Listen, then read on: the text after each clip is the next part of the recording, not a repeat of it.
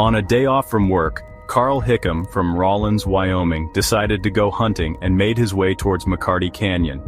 Less than a mile into the forest, he came upon a clearing and spotted 5 elk a few hundred feet away. Aiming at the largest male, he pulled the trigger, but instead of firing as expected, the bullet moved in slow motion and stopped about 50 feet in front of him, as if hitting an invisible barrier before dropping into the snow. Strangely, the elk remained motionless and the forest was eerily silent.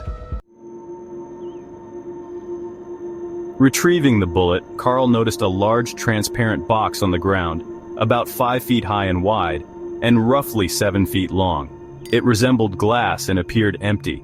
Suddenly he felt a presence nearby. Spinning around, he found himself face to face with a strange humanoid figure floating upright.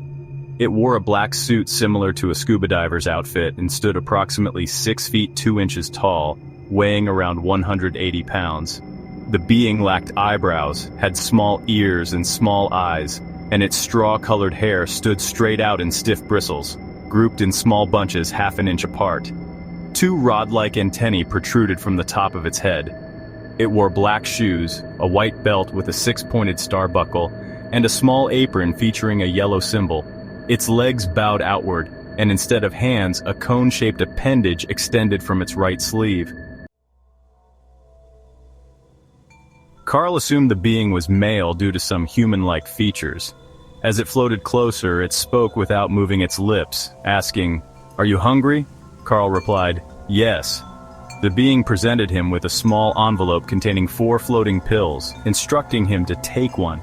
Despite his reluctance, he swallowed a pill as if compelled to do so.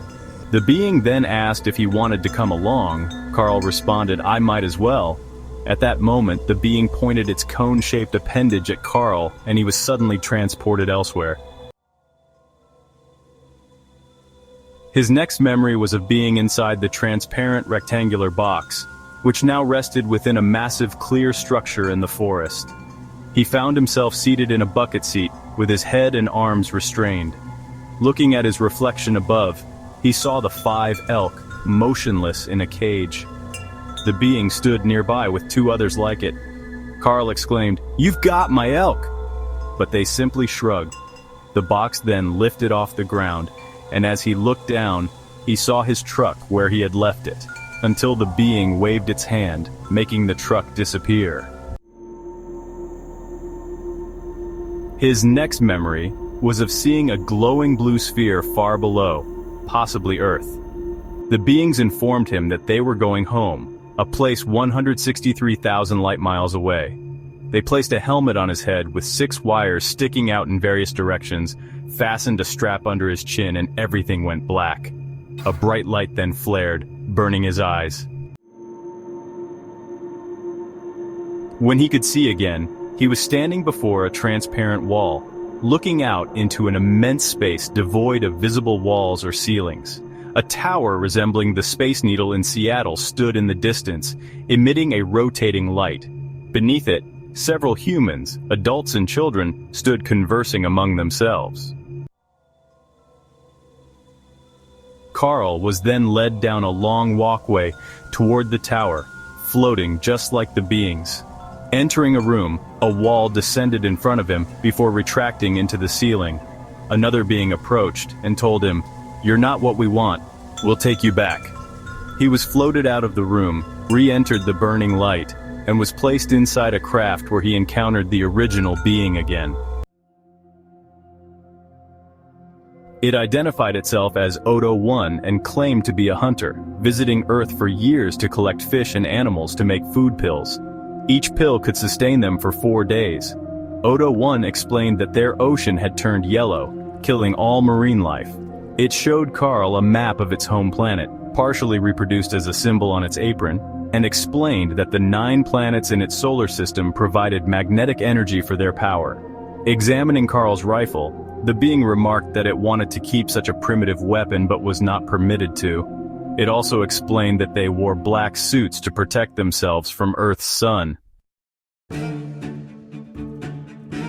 As the craft traveled through a dark void, Carl observed their arrival back over the forest. He floated down to the ground but slipped on a rock. tumbling down a hill and injuring his shoulder. Making his way back to his truck, he didn't recognize it as his own. Sitting inside, he heard voices on the CB radio and, after some effort, connected with someone, his boss, Roy Fleming. In a confused state, Carl couldn't recall his name or location, only muttering, "Carl, I don't know, I'm so cold." He mentioned he was in a truck with a funny stick in the middle. Meanwhile, Carl's wife, Marjorie, returned home from work feeling uneasy. A strong urge to check on her husband led her to his distress call over the CB radio. A search party was organized but faced difficulty reaching Carl due to muddy roads. While waiting on a hill, Marjorie and others saw a large moving star that changed colors, flashing red, green, and white. They watched for about 20 minutes as it moved in an arc across the sky. The search team eventually found Carl around midnight, 3 miles from where he had originally parked. His truck was stuck in a mud hole with no tire tracks leading to the site. Back on the hill, Marjorie and others saw a bright red-orange light rising on the eastern horizon, mistaking it for the sunrise, only to witness the actual sunrise later. When Carl was brought back, Marjorie noticed he was confused and struggling to speak. He didn't recognize her. When she tried covering him with her coat, he recoiled, crying, "Don't touch me!" On the way to the hospital, Carl asked Fleming why he wasn't wearing black, saying, "Doesn't the sun burn you?" In the hospital, he repeatedly asked for the pills that float to you and, when asked his name, replied, "They keep calling me Carl. Who's Carl?" He later sketched images of the being, a forked road, and the transparent craft. Released from the hospital a few days later, Carl's doctors found no medical concerns. Oddly, his previous lung damage and kidney stones had vanished. However, he suffered from headaches and back pain in the days following. Psychological evaluations found no signs of mental illness. One night, Carl took his family on a drive and seemed to know exactly where he was going. In the sky above, they saw a bright green light shaped like an upside-down ice cream cone, emitting a terrible odor. Carl suddenly announced, "I'm late. I was supposed to be here earlier."